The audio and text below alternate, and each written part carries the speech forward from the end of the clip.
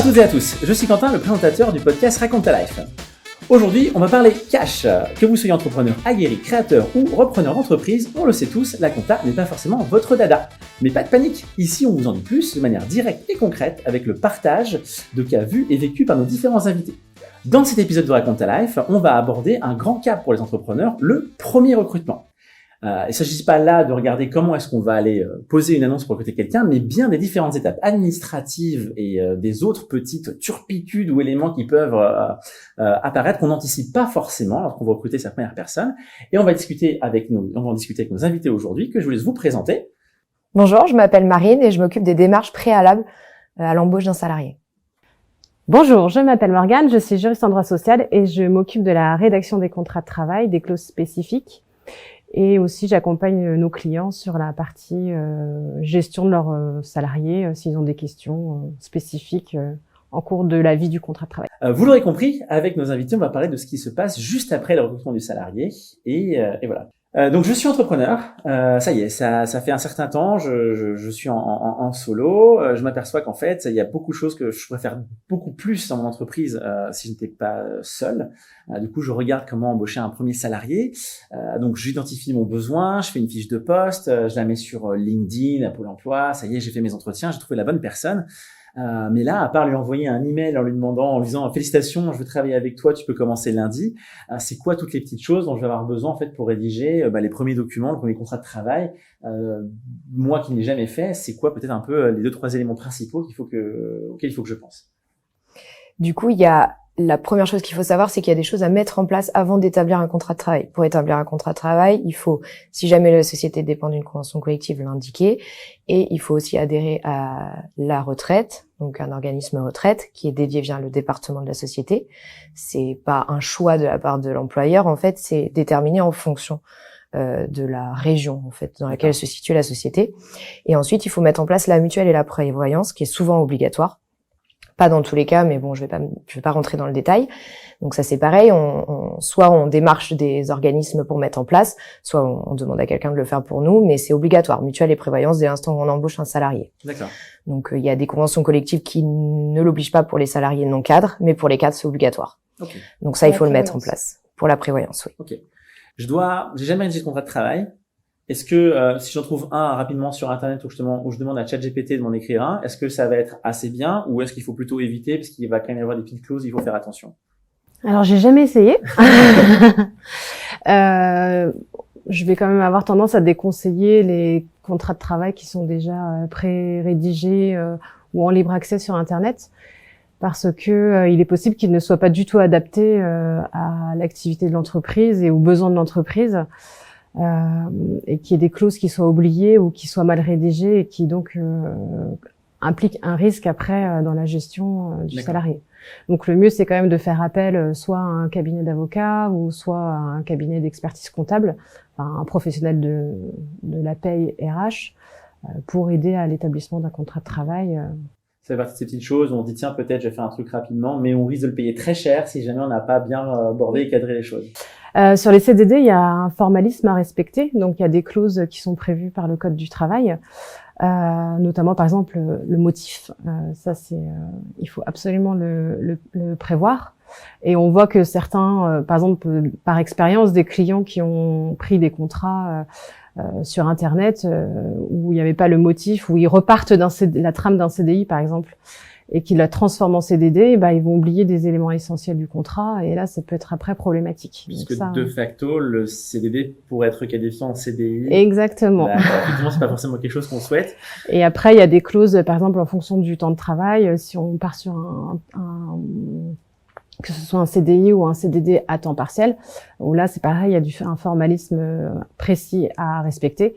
Et du coup, il faut pas oublier des clauses et il faut faire attention à ça. Donc c'est pour ça qu'on va déconseiller quand même d'utiliser soit le contrat de travail fourni par un copain entrepreneur ou même trouvé sur Internet. Parfait. Très bien. Mettons du coup j'ai fait appel à un juriste ou quelqu'un qui s'y connaissait pour rédiger ce contrat de travail. Je l'ai proposé à mon employé. Il est content, il va le signer. Ça va être quoi à partir de ce moment-là? C'est quoi en fait toute la petite mécanique administrative, tous les petits éléments justement auxquels on ne pense pas parce que typiquement c'est la première fois que je vais faire ce document, que je le signe, mais moi en tant qu'employeur, je viens probablement de m'engager aussi quelque chose d'important. C'est quoi les étapes juste après? Il faut que je pense, des déclarations qu'il faut que je fasse, tous ces éléments.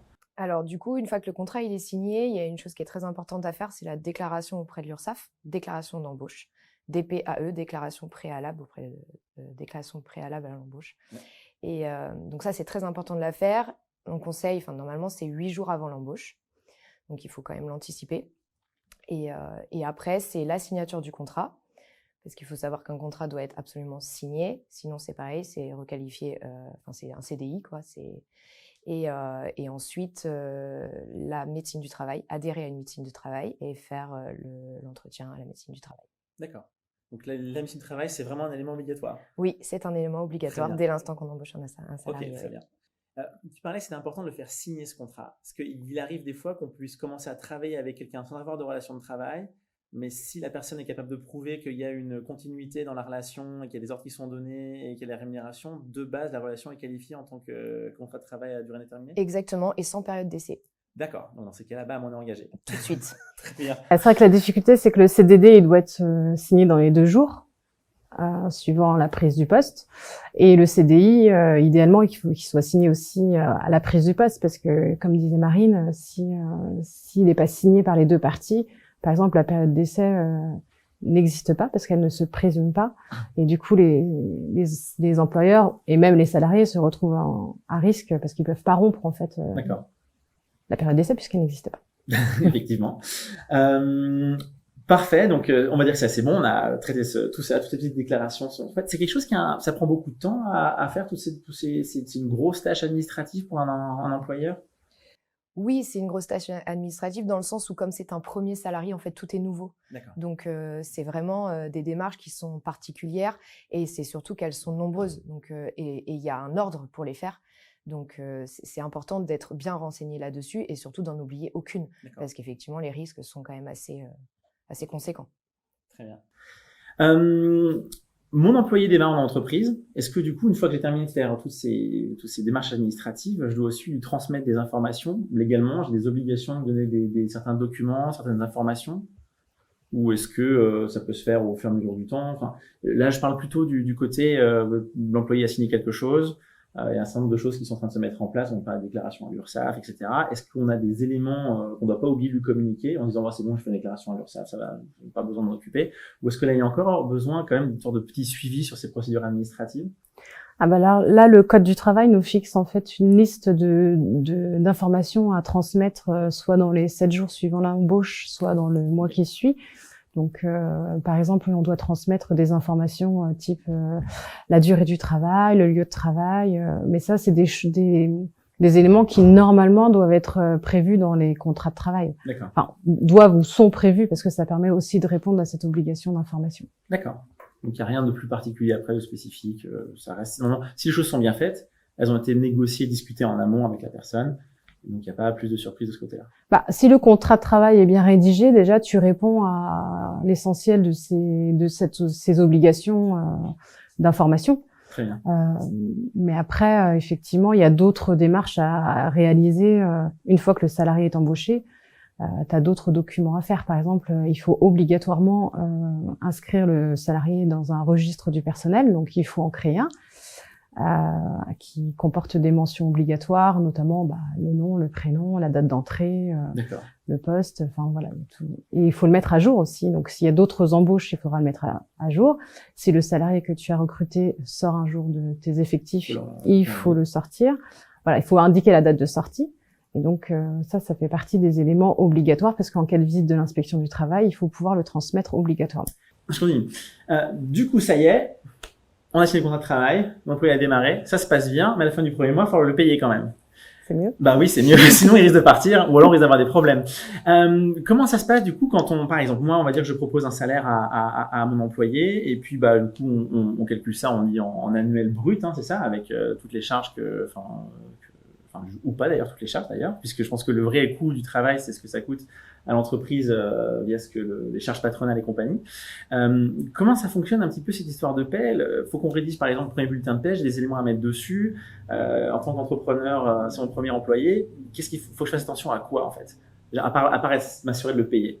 Est-ce qu'il y a des éléments supplémentaires, il faut que je regarde ces cotisations, comment ça fonctionne?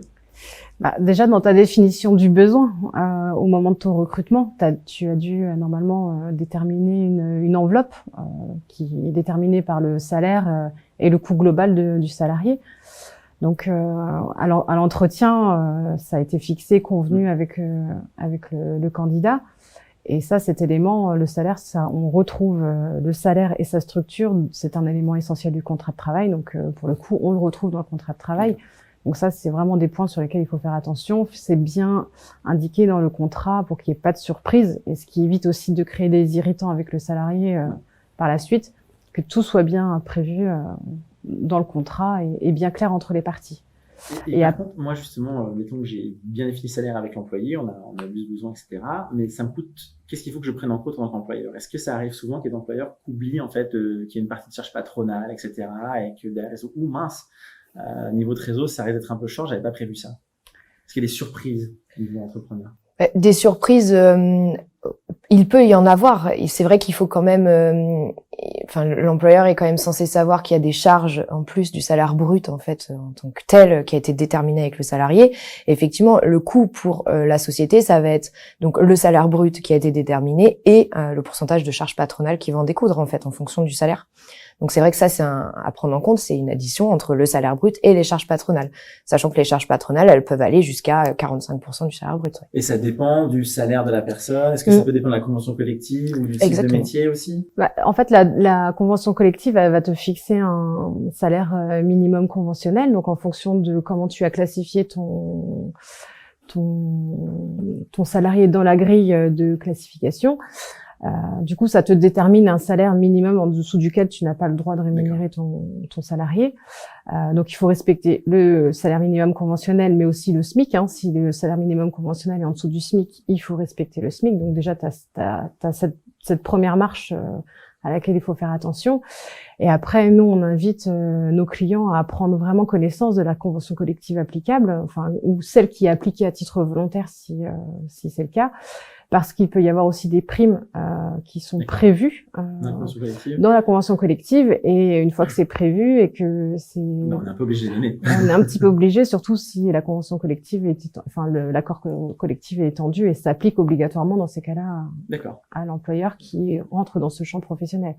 Donc des fois en fait, il peut y avoir des mauvaises surprises si l'employeur ne s'est pas bien renseigné aussi sur les dispositions conventionnelles qui lui sont applicables.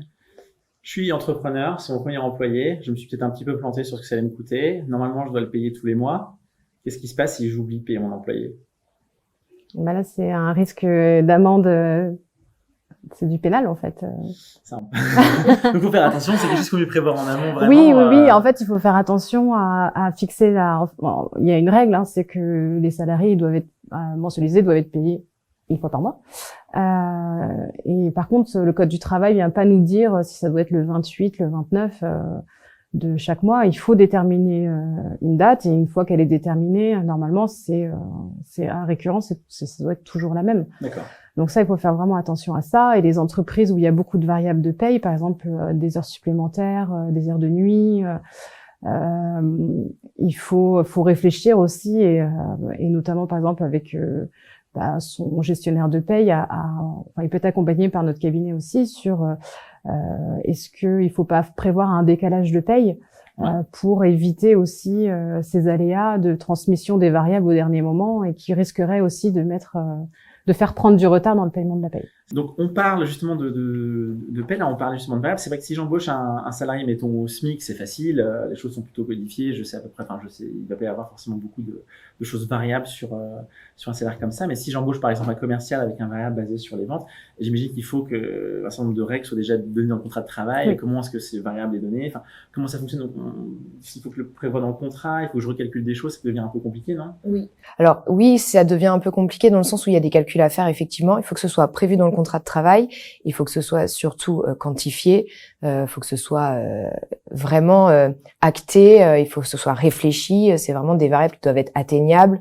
Donc c'est là pour la partie variable, c'est vraiment quelque chose qui doit être réfléchi, indiqué dans le contrat de travail, et surtout, il faut que ce soit calculé en fin de mois pour transmettre en fait l'information pour établir le bulletin de salaire, parce que ça fait partie du salaire à proprement parler et qui doit être sur le bulletin de salaire. Oui. Ok. Une fois que moi, en tant qu'entrepreneur, j'ai payé mon salarié, est-ce que donc je fais le virement, est-ce que j'ai des choses à déclarer à l'URSSAF en même temps? Est-ce que j'ai encore du process administratif à traiter en même temps que ça, ou est-ce que c'est quelque chose qui se régule une fois tous les ans, une fois tous les 3 mois, ou quand l'URSSAF me le demande?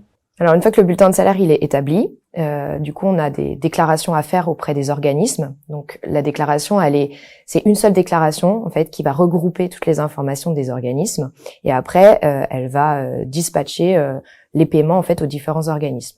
Donc ça s'appelle la déclaration sociale nominative qu'on appelle DSN, qu'on envoie donc mensuellement aux organismes sociaux pour payer l'URSSAF, la retraite, la prévoyance, la mutuelle et toutes les cotisations sociales finalement. D'accord. Donc ça, en tant qu'entrepreneur, je le paye aussi tous les mois. Exactement. À cet organisme-là. Soit tous les mois, soit trimestriellement. Ça dépend des organismes. Ok, très bien. Donc c'est effectivement quelque chose qu'il faut un peu prévoir dans la trésorerie. Oui, effectivement.